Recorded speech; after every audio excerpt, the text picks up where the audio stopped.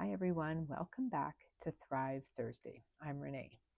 Earlier this week, we talked about what can happen when someone consistently turns conversations around on you. Maybe you brought up a concern, only to find yourself defending your character.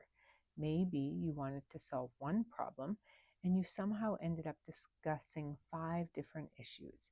Or perhaps you walked away feeling confused, guilty, and wondering whether you should have said anything at all.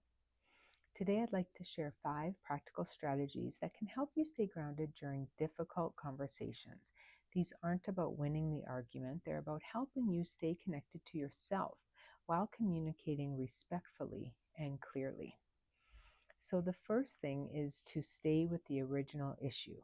When conversations become emotionally charged, it's very easy to get pulled into every new concern that gets introduced. And one of the most helpful questions you can quietly ask yourself is, what was I hoping to talk about when this conversation started? For example, imagine you say, I felt hurt when our plans changed without any communication, and the other person responds, well, you were late 2 weeks ago. That may be something worth discussing, but it's a different conversation.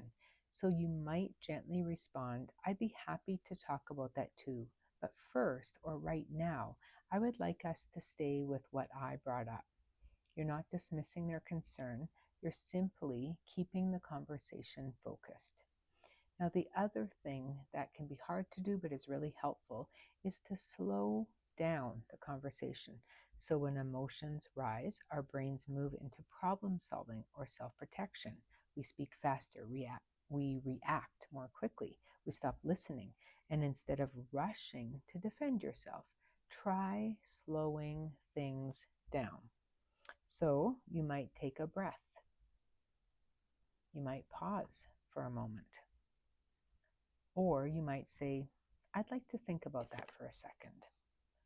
Or you might say, can we slow this down? I want to make sure we're sticking with the topic at hand, or I want to make sure that we're really hearing and understanding each other. Sometimes slowing the pace is enough to help people respond more intentionally and more thoughtfully. Now, next, it's helpful to ask curious questions. So, when someone begins to respond defensively, our instinct is often to defend ourselves right back. And instead, it's helpful to become curious. So, you might ask, can you help me understand what you mean? Or can you tell me more about what you're hearing me say or what you think I'm saying? Curiosity doesn't mean you're agreeing, it simply creates a space for understanding and responding before reacting. Healthy conversations usually involve both speaking and seeking to understand. And strategy number 4 is to notice how you feel after the conversation. Sometimes we spend so much energy analyzing every sentence that we forget to notice how the information affects us. So, after a difficult conversation, it's helpful to pause and ask yourself, do I feel understood? Do I feel respected? Do I feel safe expressing my concerns? Or do I feel smaller? Do I feel more confused? Do I feel more anxious than when we even started this conversation? Your emotional experience is valuable information. You don't have to ignore it. And you also don't have to jump to conclusions, but noticing it with curiosity can be helpful. Now, remember that repair requires two people. One of the biggest traps people fall into is believing that if they just explain themselves one more time, or find the perfect words, or try again when they're more calm, that everything will improve. Healthy relationships certainly benefit from good communication, but healthy repair also requires willingness from both people. One person cannot create a healthy pattern alone. Healthy relationships involve mutual responsibility, curiosity, and accountability. And that's something I want to remind you of. That is worth taking note of.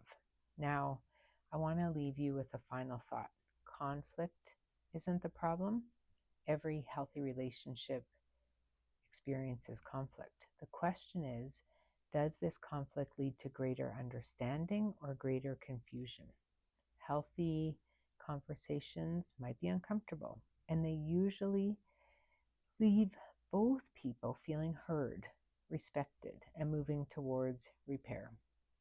So this week, I invite you to try just one skill. Maybe you start with slowing the conversation down.